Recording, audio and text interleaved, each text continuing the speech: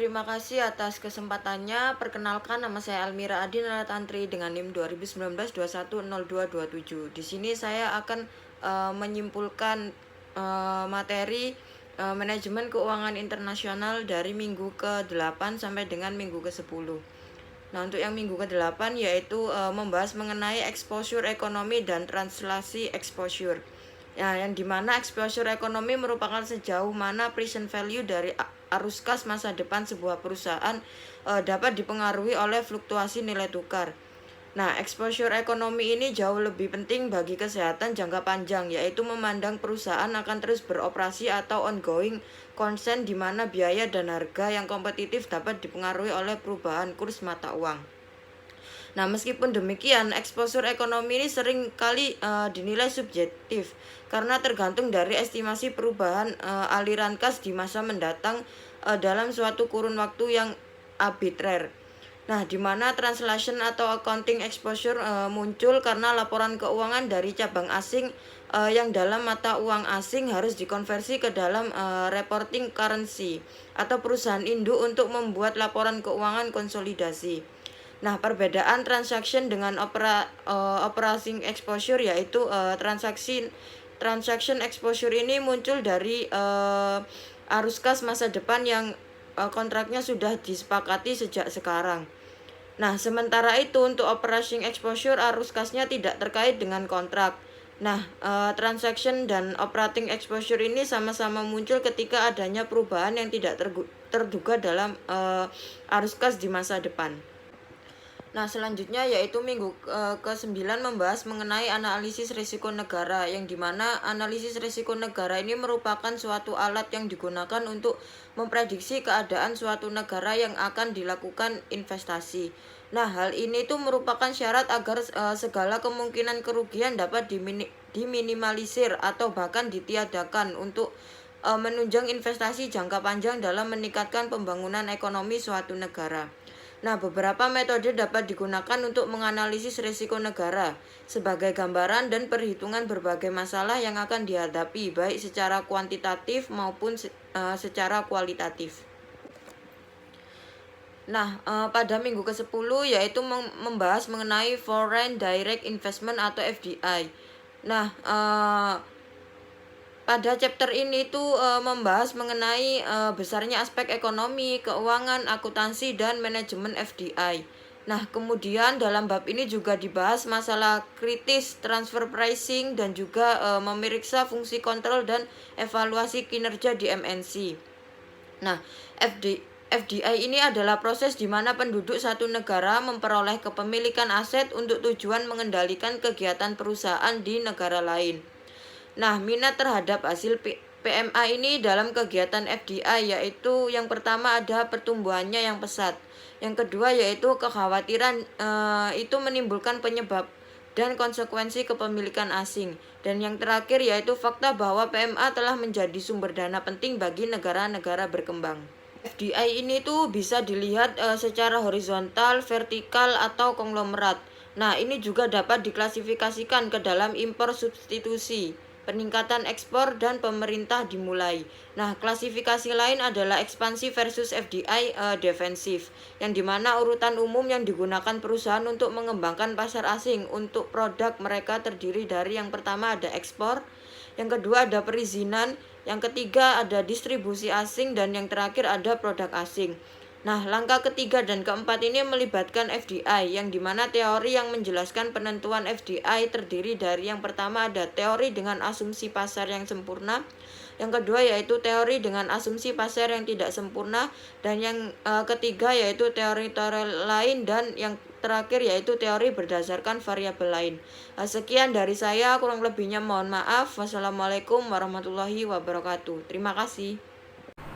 Assalamualaikum warahmatullahi wabarakatuh. Terima kasih atas kesempatannya. Perkenalkan, nama saya Sarmasita dengan NIM 2019-210243. Di sini saya akan mempresentasikan tentang rangkuman materi dari minggu 8 sampai minggu 10. Jadi yang pertama adalah Managing Economic and Transaction Exposure. Exposure ekonomi mengacu pada efek fluktuasi mata uang pada arus kas masa depan perusahaan. Ketika manajemen transaksi exposure MNC dapat fokus pada satu transaksi, manajemen exposure ekonominya harus mempertimbangkan semua operasi yang bertanggung jawab atas arus kasnya. Fokus perusahaan pada saat ini adalah bagaimana exposure ekonomi dapat mempengaruhi arus kas periodik.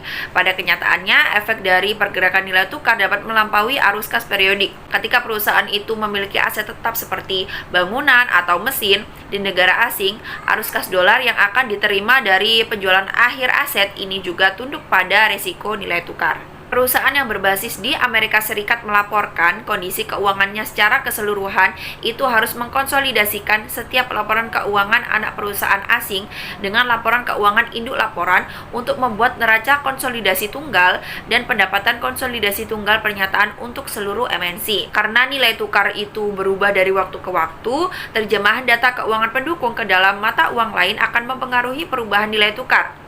Jika exposure transaksi ini tidak mempengaruhi arus kas, pendapatan konsolidasi perusahaan multinasional MNC bisa turun dan harga saham pun bisa turun. Yang kedua adalah country risk analysis. Jadi pengertian risiko sendiri adalah ketidakpastian suatu peristiwa yang mendukung hasil yang berbeda. Risiko negara itu adalah risiko di mana tempat investasi dilakukan oleh suatu negara. Analisis risiko negara terutama terdiri dari penilaian faktor politik dan ekonomi negara peminjam yang dapat menghambat pembayaran tepat waktu. Karakteristik risiko negara dapat dibagi menjadi komponen risiko politik dan komponen risiko keuangan. Penilaian mikrorisiko nasional mencakup penilaian nasional terhadap jenis bisnis perusahaan multinasional yang digunakan untuk menentukan apakah risiko suatu negara terkait dengan perusahaan multinasional tertentu. Dampak spesifik dari jenis risiko nasional tertentu dapat mempengaruhi perusahaan multinasional MNC dengan cara yang berbeda, sehingga diperlukan evaluasi mikro terhadap risiko nasional. Cara paling umum untuk mengurangi pelanggaran administratif adalah dengan memanfaatkan peluang, kemudian mengandalkan sumber daya atau keterampilan, kemudian menggunakan pekerja sosial lokal, kemudian meminjam dana lokal, dan mengambil polis asuransi serta membayarnya. Kemudian yang terakhir adalah foreign direct investment. Jadi MNC mungkin termotivasi untuk menarik sumber minat baru atau memulai investasi asing langsung untuk memasuki pasar yang lebih menguntungkan. Kedua faktor tersebut seringkali didasarkan pada kemungkinan pendapatan tambahan di pasar luar negeri. Alasan lain untuk menggunakan DFI itu seringkali berhubungan dengan efektivitas biaya, seperti penggunaan produk asing, bahan baku, atau teknologi. MNC juga dapat terlibat dalam DFI untuk melindungi pergerakan mata uang, menanggapi aktivitas mata uang, atau menghindari batasan perdagangan. Nah, keragaman internasional itu adalah kegiatan umum untuk DFI. Hal ini memungkinkan perusahaan multinasional untuk mengurangi exposure mereka terhadap kondisi keuangan domestik. Dengan cara ini, perusahaan multinasional dapat mengurangi arus kas dan risiko mereka. Jadi diharapkan skema ini tuh dapat mengurangi biaya masalah keuangan. Proyek internasional memungkinkan perusahaan multinasional untuk mengambil risiko lebih kecil dibandingkan dengan proyek nasional, tanpa mengurangi pendapatan yang diharapkan. Diversifikasi internasional kemungkinan akan mengurangi risiko DFI menyerang negara-negara yang ekonominya agak jauh dari negara-negara multinasional. Assalamualaikum warahmatullahi wabarakatuh. Sebelumnya terima kasih atas kesempatannya. Perkenalkan, nama saya MN Rofik dengan NIM 2019-210249. Di sini saya akan menjelaskan rangkuman materi dari minggu ke-8 sampai dengan minggu ke-10. Dimana yang pertama ada economic exposure dan transaction exposure. Untuk economic exposure adalah variansi nilai dalam ekonomi atau nilai pasar perusahaan akibat perubahan nilai tukar. Fluktuasi mata uang berdampak pada stabilitas keuangan perusahaan. Exposure ekonomi dapat memiliki dampak besar pada nilai pasar perusahaan karena memiliki efek jangka panjang. Untuk mengintimidasinya, perusahaan dapat melakukan lindung nilai atau melakukan diversifikasi sumber pasar untuk menghasilkan pendapatan dalam mata uang berbeda. Selanjutnya ada transaction exposure, adalah perubahan yang terjadi karena perbedaan nilai kurs pada laporan akuntansi. Tujuan dari transaction exposure adalah melakukan konsolidasi antara anak perusahaan di luar negeri dengan induk perusahaan dalam mengatasi kinerja anak perusahaan. Laporan mata uang asing yang telah ditransaksi akan dikonsolidasi sehingga laporan keuangan konsolidasi dapat dibuat. Selanjutnya ada country risk, di mana merupakan risiko yang dimiliki suatu negara di mana investasi dilakukan. Terdapat panduan tahapan penilaian country risk, yakni ada penilaian makro dan juga mikro. Untuk penilaian makro merupakan penilaian risiko suatu negara tanpa mempertimbangkan bentuk usaha, sedangkan penilaian mikro yakni merupakan penilaian risiko suatu negara terkait dengan bentuk usaha. Nah, Resiko negara mengacu pada faktor-faktor yang menentukan atau mempengaruhi kemampuan dan kesediaan negara dalam kewajiban terhadap satu atau lebih pemberi pinjaman, dana, dan atau investor asing. Analisis resiko negara sebagian besar terdiri dari penilaian faktor politik dan ekonomi negara peminjam yang dapat mengganggu pembayaran tepat waktu. Karakteristik resiko negara dapat dipartisi menjadi resiko politik dan risiko keuangan komponen. Resiko politik dapat menghambat kinerja anak perusahaan lokal. Bentuk ekstrim politik risiko adalah kemungkinan bahwa negara tuan rumah akan mengambil alih anak perusahaan. Sedangkan karakteristik keuangan negara, tuan rumah dapat memiliki pengaruh yang kuat dampak pada proyek-proyek internasional yang telah diusulkan atau dilaksanakan oleh MNC. Selanjutnya ada mengukur resiko negara. Oleh karena itu diperlukan tahapan penilaian dalam mengukur risiko negara. Di antaranya ada teknik untuk menilai risiko negara yang terdiri dari pendekatan daftar periksa, teknik Delphi, analisis kuantitatif, kunjungan inspeksi, dan kombinasi teknik. Kemudian ada menurunkan peringkat risiko negara dan juga membandingkan peringkat risiko antar negara. Selanjutnya ada memasukkan risiko dalam penganggaran modal, di mana terdapat beberapa metode. Yang pertama ada penyesuaian tingkat diskon, penyesuaian perkiraan arus kas, dan juga analisis proyek yang ada. Selanjutnya ada mencegah pengendalian pemerintah tuan rumah. Di antaranya yakni ada menggunakan horizon jangka pendek, mengandalkan pasokan atau teknologi unik, kemudian memperkerjakan tenaga kerja lokal, dan pinjam dana lokal, beli asuransi, dan menggunakan keuangan proyek. Selanjutnya jadi ada direct foreign investment, di mana investasi asing langsung. MNC mungkin termotivasi untuk memulai bisnis asing langsung investasi dalam upaya untuk menarik sumber-sumber baru permintaan atau untuk memasuki pasar di mana keuntungan superior. Mungkin kedua motif ini biasanya didasarkan pada peluang untuk menghasilkan lebih banyak pendapatan di luar negeri pasar. Motif lain untuk menggunakan DFI biasanya terkait dengan efisiensi biaya, seperti penggunaan faktor produksi asing, bahan baku, dan atau teknologi. Selain itu, MNC dapat terlibat dalam DFI untuk melindungi pangsa pasar luar negeri. Mereka untuk bereaksi terhadap pergerakan nilai tukar dan juga untuk menghindari pembatasan perdagangan. Diversifikasi internasional adalah motif umum untuk DFI. Sehingga untuk mengurangi exposure-nya, pemerintah tuan rumah mungkin juga menganjurkan atau mencegah beberapa bentuk DFI yang mereka yakini untuk merugikan yang akan merugikan pesaing lokal atau lingkungan. Nah, ketika MNC mempertimbangkan bentuk spesifik DFI, ia harus mengukur potensi manfaat yang termasuk kemungkinan manfaat diversifikasi dan pemerintah tuan rumah terhadap kondisi ekonomi dalam negeri. Nah, dengan cara ini MNC mungkin dapat menstabilkan arus kasnya dan mengurangi resikonya. Tujuannya untuk mengurangi biaya pendanaan perusahaan. Nah, diversifikasi internasional cenderung lebih mampu mengurangi resiko ketika DFI ditargetkan ke negara-negara dan ekonominya agar tidak terkait dengan ekonomi negara asal MNC. Nah, pemerintah tuan rumah biasanya mendorong DFI di negara dengan menawarkan insentif kepada perusahaan multinasional. Insentif ini juga harus mempertimbangkan hambatan negara yang dapat memungkinkan DFI lebih beresiko jika inisial penilaian mengarah pada kesimpulan bahwa DFI mungkin bermanfaat. Kemudian juga dapat menerapkan analisis penganggaran modal untuk menentukan apakah DFI itu layak. Nah, sekian penjelasan dari saya, kurang lebihnya mohon maaf. Sekian, wassalamualaikum warahmatullahi wabarakatuh. Terima kasih. Terima kasih atas kesempatannya. Yang akan saya jelaskan pertama yaitu mengenai managing economic and transaction exposure, yaitu exposure ekonomi dapat dikelola dengan menyeimbangkan sensitivitas pendapatan dan pengeluaran terhadap fluktuasi nilai tukar. Untuk mencapai prestasi ini, perusahaan harus terlebih dahulu mengenali bagaimana pendapatan dan pengeluarannya dipengaruhi oleh fluktuasi nilai tukar. Untuk beberapa perusahaan, pendapatan lebih rentan terhadap efek ini. Perusahaan-perusahaan semacam itu paling khawatir bahwa mata uang negara asal mereka akan terdepresiasi terhadap mata uang asing, karena efek yang tidak menguntungkan pada pendapatan akan lebih dari mengimbangi efek yang menguntungkan pada pengeluaran. Sebaliknya, perusahaan yang pengeluarannya lebih sensitif terhadap nilai tukar daripada pendapatan mereka, paling khawatir bahwa mata uang negara asal mereka akan terdepresiasi terhadap mata uang asing. Selanjutnya yaitu country risk analysis, yaitu karakteristik yang digunakan oleh MNC untuk mengukur risiko politik suatu negara, antara lain yaitu konsumen terhadap pembelian produk yang diproduksi secara lokal, lalu tindakan pemerintah tuan rumah terhadap MNC, lalu penyumbatan transfer dana, yang terakhir yaitu inkonversibilitas mata uang. Lalu karakteristik yang digunakan oleh MNC untuk mengukur risiko keuntungan suatu negara adalah produk domestik bruto, suku bunga, nilai tukar, dan tingkat inflasi negara tersebut. Teknik yang digunakan oleh MNC untuk mengukur risiko negara adalah daftar periksa, teknik Delphi, analisis kuantitatif, dan kunjungan inspeksi. Lalu yang terakhir yaitu foreign direct investment.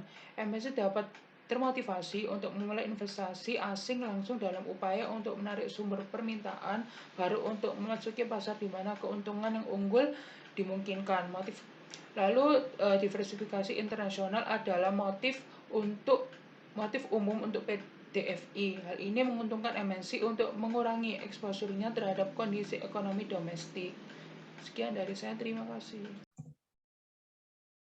Baik, terima kasih atas kesempatannya. Saya Aulia Citrawardani dengan NIM 2019-210395. Di sini saya akan menjelaskan kesimpulan dari mata kuliah Manajemen Keuangan Internasional mulai dari minggu ke-8 hingga minggu ke-10. Exposure ekonomi mewakili setiap dampak fluktuasi nilai tukar pada arus kas masa depan perusahaan, di mana ketika manajemen exposure transaksi perusahaan MNC dapat fokus pada satu transaksi, maka manajemen exposure ekonominya harus mempertimbangkan semua operasi yang bertanggung jawab atas arus kasnya. Nah, dikarenakan nilai tukar ini bervariasi dari waktu ke waktu, maka terjemahan dari laporan keuangan anak perusahaan ke dalam mata uang yang berbeda ini akan dipengaruhi oleh nilai tukar gerakan. Nah, apabila exposure translasi ini tidak mempengaruhi arus kas, maka hal ini dapat mengurangi laba konsolidasi dari perusahaan MNC. Dan hal ini dapat menjadi pemicu penurunan harga pada saham perusahaan tersebut. Lalu banyaknya proyek infrastruktur terbesar di dunia ini disusun sebagai kesepakatan pembiayaan proyek yang membatasi exposure di perusahaan MNC. Yang pertama, di sini adanya kesepakatan pembiayaan proyek yang banyak dibiayai dengan kredit. Nah, hal ini mengakibatkan exposure dari perusahaan MNC ini terbatas karena hanya menginvestasikan jumlah ekuitas yang terbatas dalam proyek tersebut. Lalu yang kedua, di sini bank dapat menjamin pembayaran kepada pihak MNC. Dan yang ketiga, kesepakatan pembiayaan proyek ini unik karena dijamin oleh pendapatan proyek di masa depan dari produksi. Lalu investasi itu memang sangat penting sebagai simpanan kebutuhan utama yang digunakan untuk pertumbuhan ekonomi jangka panjang. Dan walaupun pengeluaran dari pemerintah ini juga penting, akan tetapi tanpa adanya suatu investasi, pertumbuhan ekonomi jangka panjang ini tidak dapat tercapai.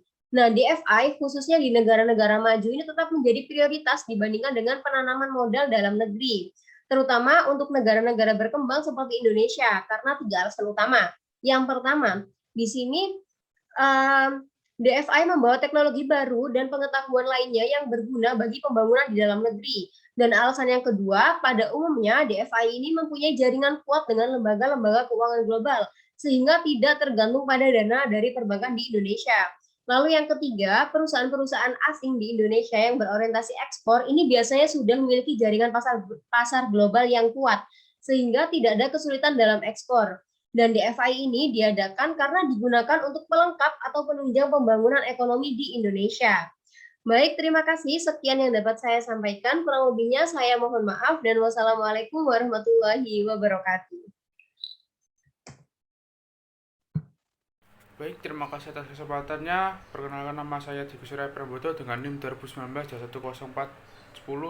Saya akan menjelaskan tentang resume dari bab 8 sampai bab 10. Pada bab 8 yaitu berjudul dengan mengelola ekonomi dan penjelasan terjemahan. Exposure ekonomi mewakili setiap dampak fluktuasi nilai tukar pada arus kas masa depan perusahaan. Ketika manajemen exposure transaksi MNC dapat fokus pada suatu transaksi, manajemen exposure ekonominya harus mempertimbangkan semua operasi yang bertanggung jawab atas arus kasnya, dikarenakan nilai tukar bervariasi dari waktu ke waktu. Terjemahan dari laporan keuangan anak perusahaan ke dalam mata uang yang berbeda dipengaruhi oleh nilai tukar gerakan. Pada bab 9, analisis risiko negara. Risiko merupakan ketidakpastian atas terjadinya suatu peristiwa dengan berbagai konsekuensi yang ditanggung. Country risk merupakan risiko yang dimiliki suatu negara di mana investasi dilakukan. Perusahaan MNC seharusnya tidak dapat mempertimbangkan risiko negara ketika menilai proyek baru, akan tetapi juga meninjau risiko negara secara berkala setelah proyek dilaksanakan. Ada beberapa aspek risiko politik dipertimbangkan oleh MNC, yaitu yang pertama ada sikap konsumen di negara tuan rumah, yang kedua hukum yang dibuat oleh pemerintah tuan rumah, yang ketiga pemblokiran transfer dana, keempat mata uang yang tidak dapat ditukarkan, kelima perang, keenam birokrasi yang tidak efisien, dan yang ketujuh korupsi. Bab 10, investasi asing langsung. Foreign Direct Investment atau FDI adalah suatu proses di mana penduduk di suatu negara asal memperoleh kepemilikan aset untuk tujuan mengendalikan produksi, distribusi, dan kegiatan lainnya dari perusahaan di mana lainnya di negara lain. Dampak pemerintah tuan rumah pada DFI. Yang pertama ada insentif untuk mendorong DFI, yang kedua hambatan untuk DFI. Dari hambatan untuk DFI tersebut ada 7. Yang pertama hambatan protektif, yang kedua hambatan red tape, yang ketiga hambatan industri, yang keempat hambatan lingkungan, yang kelima hambatan regulasi, yang keenam perbedaan etika, yang ketujuh ketidakstabilan politik. Assalamualaikum warahmatullahi wabarakatuh. Terima kasih atas kesempatannya. Perkenalkan nama saya Dian Felicia dengan NIM 2019-21047. Di sini saya akan menjelaskan kesimpulan dari minggu ke-8 hingga minggu ke-10. Baik, di sini yang pertama ada bab 8 yang berjudul Managing Economy and Transaction Exposure, yaitu ekonomi exposure merupakan variasi nilai dalam ekonomi atau nilai pasar perusahaan akibat perubahan nilai tukarnya. Fluktuasi mata uang berdampak pada stabilitas keuangan perusahaannya. Exposure ekonomi ini dapat memiliki dampak besar pada nilai pasar perusahaan karena memiliki efek jangka panjang. Untuk memitigasinya, perusahaan dapat melakukan lindung nilai atau melakukan diversifikasi sumber pasar untuk menghasilkan pendapatan dalam mata uang yang berbeda. Translation exposure ini juga merupakan perubahan yang terjadi karena perbedaan nilai kurs pada laporan akuntansinya. Tujuan dari transaksi exposure ini merupakan melakukan konsolidasi antara anak perusahaan di luar negeri dengan induk perusahaan tertentunya. Baik, yang di bab 9 ini ada country risk analysis, yaitu risiko merupakan ketidakpastian atas terjadinya suatu peristiwa dengan berbagai konsekuensi yang akan ditanggungnya. Pada country risk ini merupakan risiko yang dimiliki suatu negara di mana investasinya akan dilakukannya.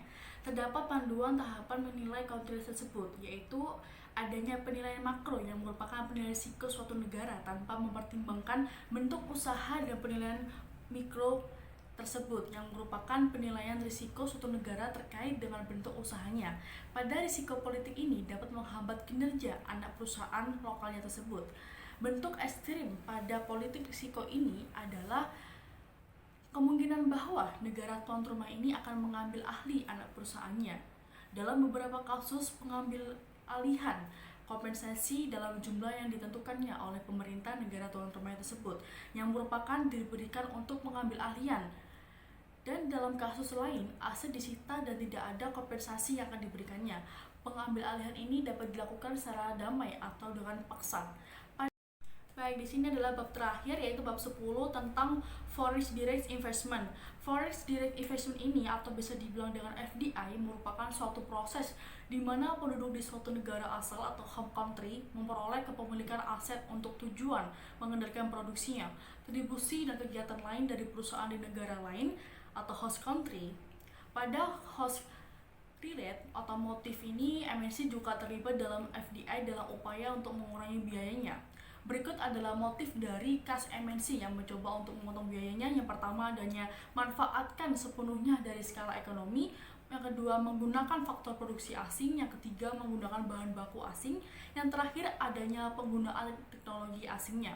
Bereaksi terhadap pergerakan nilai tukar pada diversifikasi, proyek internasional MNC umumnya mengejar diversifikasi di antara banyak negara sehingga mereka dapat lebih sepenuhnya mencapai manfaat diversifikasinya. Seperti pada contoh sebelumnya, variabilitas pengembalian proyek dan korelasi ini pada pengembalian antara proyek itu harus dinilai ketika perusahaan ini bisa mempertimbangkan antara pendekatan tersebutnya. Namun ketika melakukan diversifikasi di antara banyak negara, analisisnya ini menjadi lebih rumit dan kondisi ekonomi global dapat menjadi lebih terintegrasi dari waktu ke waktu yang dapat meningkatkan korelasi lain dengan cara membandingkan portofolio sepanjang perbatasan, membandingkan perbatasan antara MNC-nya tersebutnya. Mungkin itu saja yang bisa saya sampaikan. Sekian kesimpulan dari saya, mohon maaf apabila ada salah kata. Terima kasih. Wassalamualaikum warahmatullahi wabarakatuh. Assalamualaikum warahmatullahi wabarakatuh. Terima kasih atas kesempatannya. Saya Anastasia Safar Ramadhani dengan NIM 2019-210-422. Economic exposure menunjukkan dampak yang ditimbulkan dari fluktuasi nilai tukar terhadap arus kas di masa datang. Perlu diingatkan bahwa arus kas perusahaan dapat dipengaruhi oleh pergerakan nilai tukar dengan cara yang tidak langsung dengan transaksi luar negeri. Dampak ekonomis dari nilai tukar pada perusahaan adalah kompleks karena perubahan tersebut sering berhubungan dengan variabilitas pertumbuhan real, inflasi, suku bunga, tindakan pemerintah, dan faktor lainnya. Perubahan ini jika material dapat mempengaruhi strategi pendanaan dan operasional. Country risk mencakup risiko politik dan ekonomi yang tidak menguntungkan dari operasi suatu negara. Country risk juga mencakup sovereign risk. Sovereign risk berkaitan dengan kemampuan suatu negara membayar kewajiban, bunga, dan pokok pinjaman yang jatuh tempo atau default risk. Sovereign risk juga terkait dengan kemampuan perusahaan untuk membayar hutang dalam valuta asing. Tujuan DFI dapat meningkatkan profitabilitas dan meningkatkan kekayaan pemegang saham baik dengan meningkatkan pendapatan dan mengurangi biaya. Manfaatnya adalah menarik sumber permintaan baru, memasuki pasar yang menguntungkan, memungkinkan MNC untuk mengambil manfaat penuh dari skala ekonomi, memungkinkan MNC untuk memanfaatkan faktor-faktor produksi di luar negeri. Sekian dari saya. Wassalamualaikum warahmatullahi wabarakatuh. Terima kasih.